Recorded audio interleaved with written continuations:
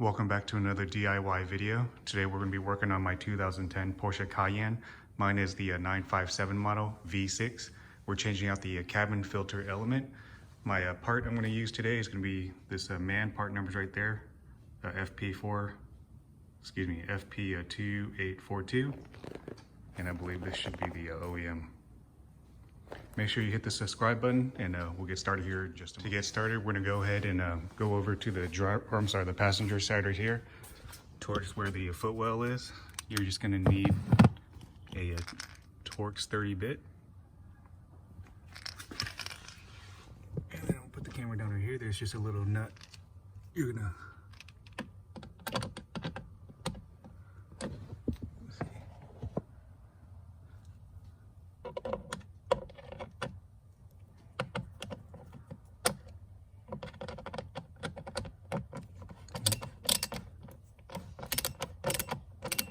back that out.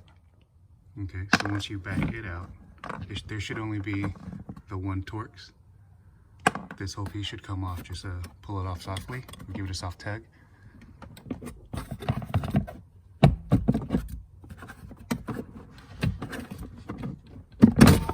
Okay. Once you get this piece down, you actually don't have to disconnect these harnesses at all. You can just leave them and give this a soft tug. It's just held in by clips, so just pull it downward. There's one more in here. Okay. And then next, we're going to take these two screws off right here, one and then two. I'm going to back these out. I think that looks like a 5mm. Give me a moment. So this right here, they're not 5mm, it's actually a 55mm, which I've actually never had to use one this small before. You just want to back these out, one right here, and the second one is right here. Back them both all the way out. Once you back these out, you should be able to just pull off the tray that holds the cabin filter. In. You can see mine's very dusty. And just kind of wiggle it out. You see how dirty mine is. Take mine out. Okay, just gonna have to wiggle it out a little bit. I didn't know mine was gonna be this dirty, so I'm actually gonna get a shop vac also, just to vacuum all this stuff up. So what I'm doing now that I have it pulled out, I'm just checking all the pleats, just really out of curiosity, but it's very dirty. I'm gonna get it replaced with my man replacement.